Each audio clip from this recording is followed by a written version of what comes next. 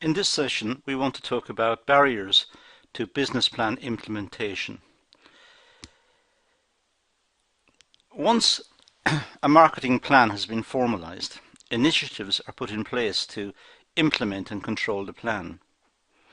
So once the plan has been agreed, once it's been formalized, once it's been worked out, then it must be implemented.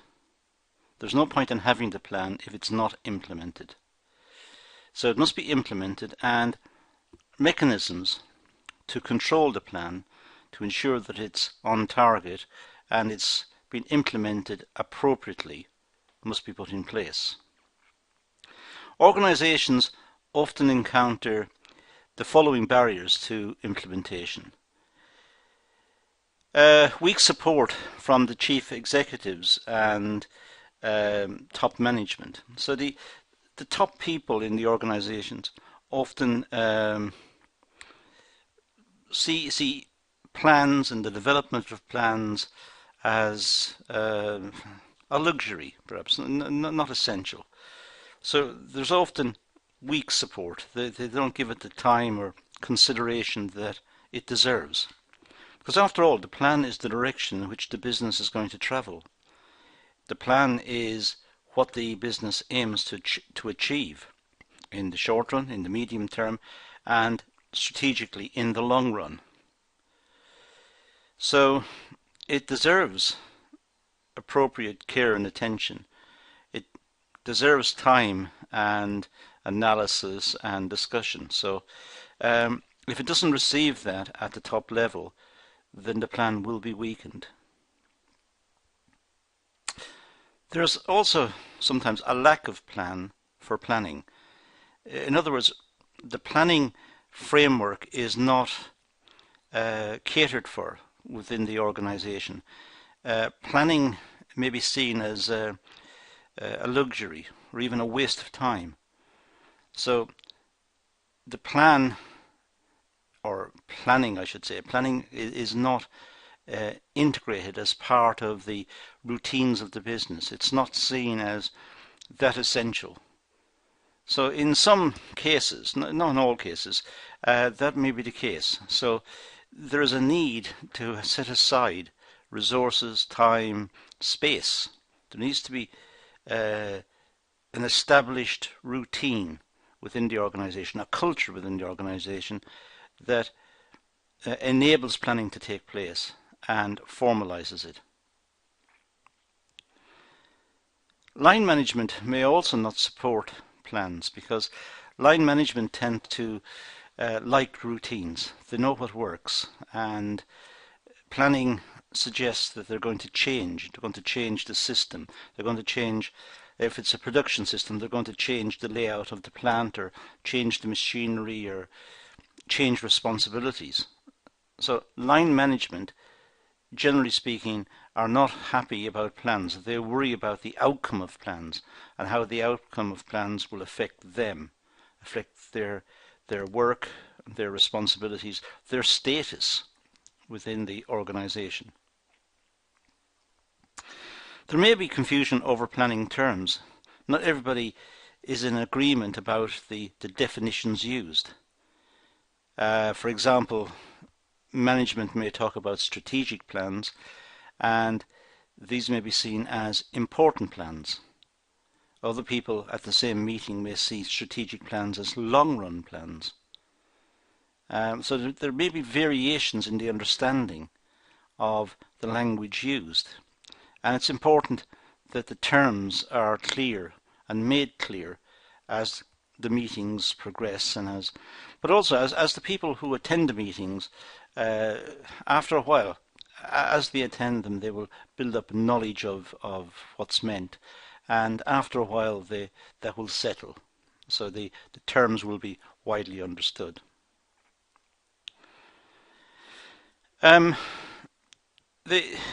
Sometimes numbers will work better than stated objectives, because numbers are easier to understand and the language is clear.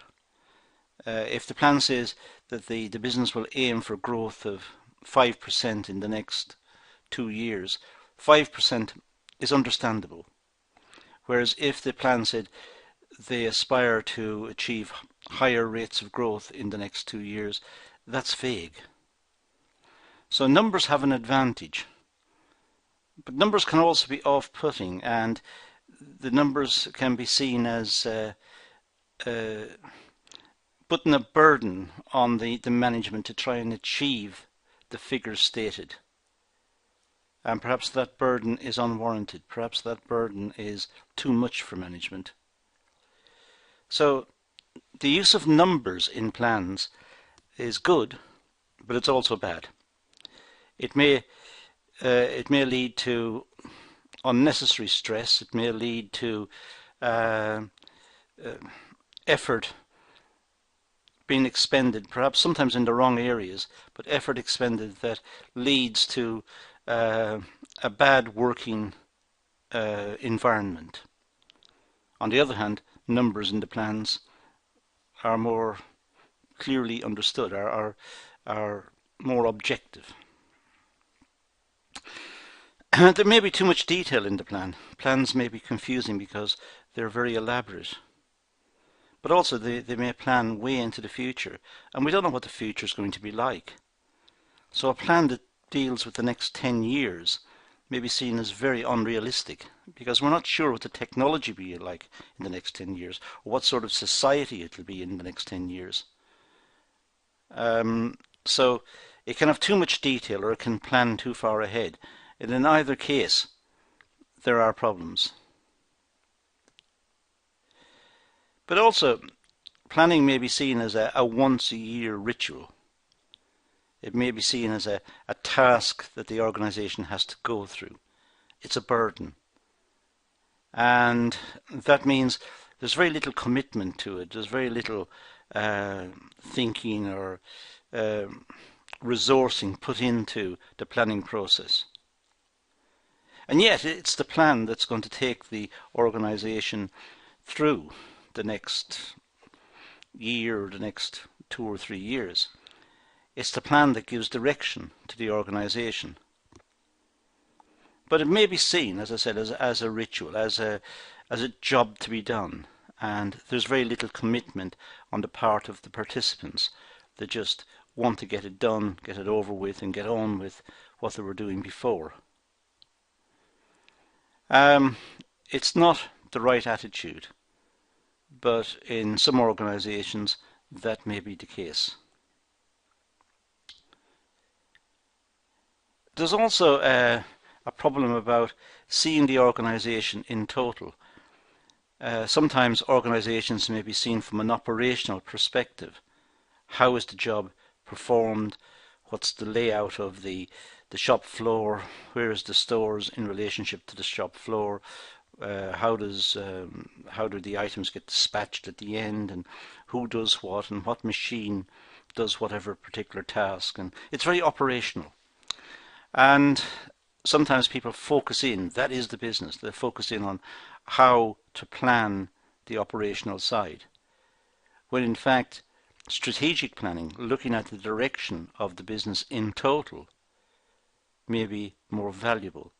Trying to see which markets the company should be targeting, what are the developments in the market, what are the requirements for a product to succeed in the market, as well as looking at design and research and development, looking at training for the employees, looking at flexibility, looking at the type of philosophy that runs the shop floor, just in time, or what quality procedures are in place. So the separation of operational planning from strategic planning is not a good idea, but sometimes there is a confusion as to what is meant by planning, and it ends up as almost two plans, an operational plan and a strategic plan. What is really required is one plan that integrates both parts.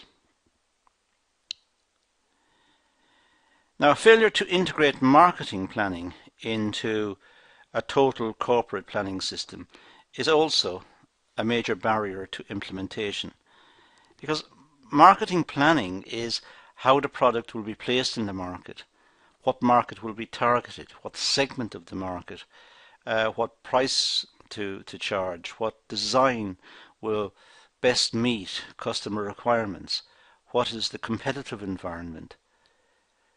These are important issues, and they need to be fed into the overall corporate planning system. It's important that the planning system, the overall planning system, looks at all aspects of the business, because that's what it is. But marketing planning should not be played down. It's a very important part of painting the full picture. And without marketing planning, probably the key component, the marketing and selling component, which is presumably what the business is trying to do, make the product and sell it, that component will be damaged. And sometimes a key barrier to implementation of a plan is the delegation of planning to a planner. This is when the staff are too busy to plan. The top management are not committed. The line management don't particularly want it. So they feel like they should have a plan. So they get a planner to plan the business.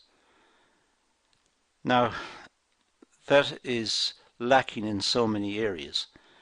Having adequate feedback, having criticism of the plan, having revisions of the plan, refining it, ensuring that the different sections, marketing section and production section, the HR section, all the various sections are fitting together, that they have their eye on where they want to go, what sort of market do they want to be in, what size of business do they want to be, what sort of products do they want to diversify into, and so on.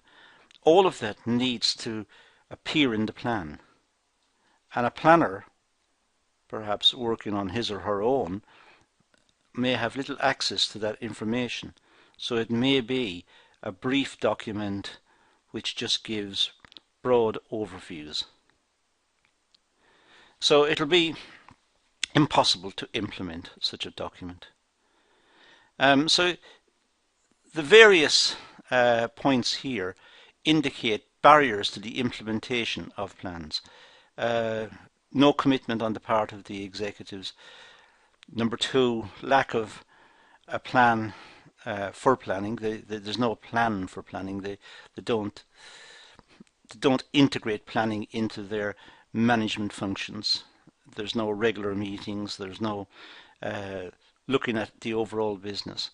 So it can't be implemented. It's not planned properly. Line management may oppose it. There could be confusion over what is meant by the terms in the plan, and so on, right the way through these 10 points, each of them representing a barrier to the implementation of a plan. Now, weak support from executives and management. Well, chief executive and management need to understand and identify and see a need for marketing planning.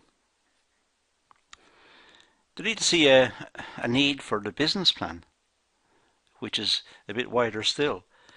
But they need to see what the plan can do for them, how the plan can benefit them, how it can chart out a course into the future, talking about which markets to target, the requirements of the markets, the resources available, the resources needed to tap into new markets, the need for research and development, and the need for quality, and determining customers' expectations and needs and making sure that they're met.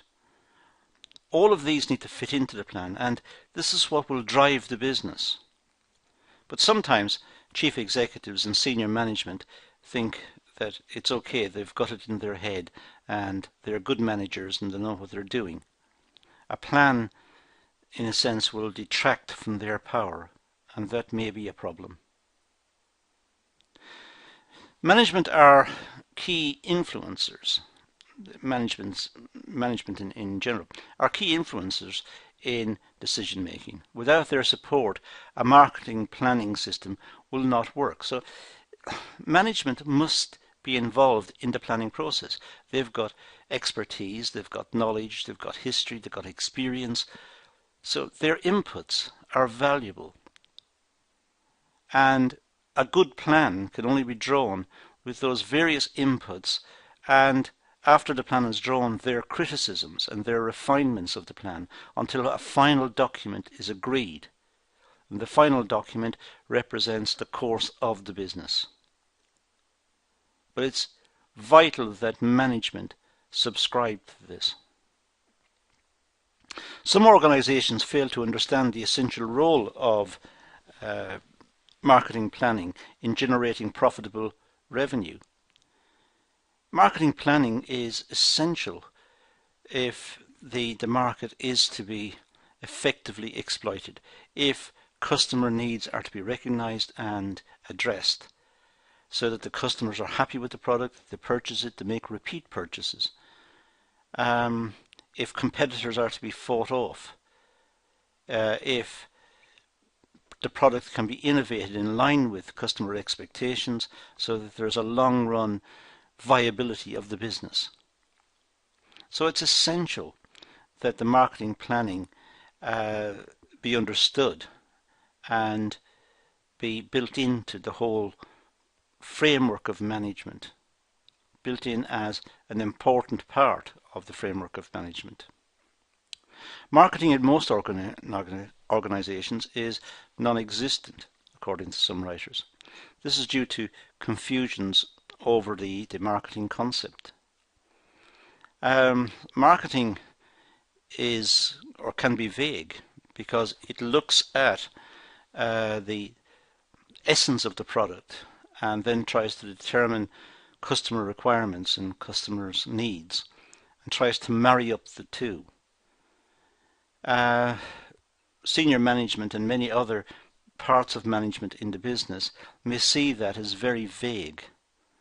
It's not getting their hands dirty. It's not making the product. If the product was made and put in front of the customers would buy it. That seems to be a dominant theme when people study many parts of business. Well, of course, that's not necessarily the case. The fact that a product is made and put in the market doesn't mean that customers are going to buy it. It would be preferable that the effort is made to make a product that addresses a customer needs and the customers will want, and then they will buy it. And that is radically different. That is getting the customers to purchase the product because it's in the customer's interest. They want it. It addresses their need, and in that way there will be sales and viability for the business.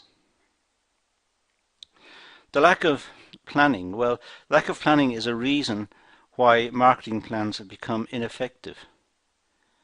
Marketing plans are essential, but if they're not planned out properly, if they're not resourced and manned and properly drawn up with research, with experience, and criticized and refined so that they have become a good tool for marketing purposes. If the plans don't exist in that format, then they will be ineffective and the whole marketing initiative may be seen as ineffective. Because the plan fails, the marketing section fails. The two don't follow, but that's the way it may be perceived. Marketing planning systems are sometimes implemented without care and consideration. Unforeseen circumstances can have a negative impact on an organization. And that's the problem. Sometimes the market changes for whatever reason. A new competitor arrives on the scene with an innovative product which damages the market for the organization's product. Well, that may be seen by some people in the company as a failure of their marketing department. And in fact, it was unforeseen. It just happened. Now it's for the marketing department to try and rectify the situation, try to introduce modifications to the product and changes in design, and try to maintain the market while the adjustments are taking place. But it's not their fault that a competitor suddenly comes up with a new design, a new innovative design that takes the customers. But to many in the business, it may be seen simply as a failure of the marketing section. Organizations need to ensure plans are in place to effectively implement marketing planning programs. It's important that having developed a marketing plan, that it is phased in, and it's phased in according to a plan, an implementation plan. That having got the marketing plan, something must be done with it. It hasn't been developed just for the fun of it. It's been developed so it can be used. So it must be phased in. And that needs to be sequenced and planned out properly. So the marketing plan is implemented in an orderly fashion. So it gives it every chance of survival, every chance of success. The lack of planning. Well, the following need to be taken into account. The importance of marketing planning needs to be communicated. It's important that everyone understands the importance of marketing planning, that it is supported. It's supported from line management all the way through the various layers of management up to the top. That it's understood that it is important. It's important for the business to have a marketing plan which will help the business deliver the product to market in a way that meets customers' needs and requirements. The amount of support and time invested from top management and executives, that needs to be taken into account. If the top management are not seen to be involved with the marketing plan, or not seen to be concerned about the marketing plan, then it will lose its impact in the organization. Commitment will wane. And if it does, it may not be properly implemented, or it may not even be properly developed, which is dangerous for the organization, because that's where the sales and that's where the market is. And if sales are damaged, the organization will be damaged. The marketing program needs in-depth analysis to determine its effectiveness and value. The marketing program needs careful scrutiny. It needs to be developed. It needs to be presented at a meeting with top management and with the marketing specialists and perhaps other departmental heads, other sectional heads, production, stores, whoever. And these various members of the committee who meet to discuss it should make criticisms and comments of the plan, should question the plan to make sure that it's feasible, make sure that it's realistic given the resources of the business, and making sure that its aspirations are also realistic, that it will build up sales over a period and that the organization can cope with the extra capacity if it's successful. But it needs analysis, and it needs criticism, and it needs tweaking all the way through. Investment in training programs and workshops to train management and staff is a good idea. It's a good idea to train them about the importance of marketing planning and about the business plan itself and the importance of the business plan and the place of the marketing plan in the business plan. So training programs that perhaps outside speakers and specialists from outside can come to the organization and do a half-a-day training program so that people understand the vital importance of these particular plans, the marketing plan and the business plan, and how the two are connected. Sometimes there's limited data, information and resources in some parts of the world, and because of that, the plan is seen as unnecessary, because if the data doesn't exist, and if it's almost impossible to pick up data from particular markets that are being targeted, if it's very costly to pick up the data, then the feeling is, well, there's no point in doing the plan because we don't have the data. We don't have the data that we can analyze and process into information which will help us in our decision making. But of course, looking at general trends and general characteristics of the market may be preferable than nothing. Just simply producing a product and delivering it to some parts of the world in the expectations that the consumers there will buy it is too risky.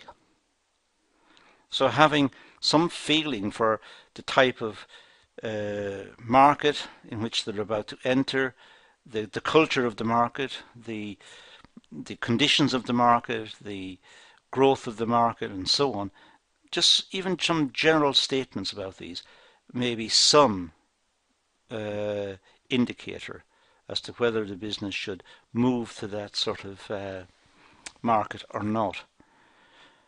But simply because it's difficult to get data which can be refined through trend analysis or through whatever into information, simply because it's difficult to get it doesn't mean that planning should not take place. Planning should take place, albeit with caveats that there are limitations on the data and that more research needs to be done. But generally speaking, limitations on data can be overcome by more research. It depends critically on how much resource the business is prepared to put into research. Lack of line management support. Well, factors such as lack of skills, data and information, limited resources, flaws within the organizational structure contribute to marketing planning failure. Well, I've mentioned here lacks of skills, data and information. In fact, as I said earlier, it may also be defensive mechanism. There may be lack of commitment on the part of line management because they don't want change. They don't want to feel threatened by the plan. They don't want to alter the way they do things. They're happy the way things are. They're contented. They're in a routine. And the plan may require them to change their working practices. But also, sometimes with line management, even if they're prepared for change, they lack the skills or they lack the resources to be retrained. So there are issues surrounding the support that plans get from line management. There may be an inability and a lack of skill to understand marketing plans. Sometimes people are very focused on what they do, and someone who operates a section with machines and they're processing a particular component, they may be extremely focused on that and they may be very talented in what they do, but their interpretation of a marketing plan may be asking too much. They may not have the ability to do that because that's not their focus. Their focus was on producing that particular component, which is what they can do. So widening their skills may require training, may require training events, and the HR department may need to ensure that the staff understand the broader objectives and requirements of the organization. The size of an organization and its structure all determines the type of support from management. For example, in small organizations, the marketing function may be non-existent. So the size of the organization determines how much planning and how much resource can be committed to these functions. Small organizations, depending on the size, if it's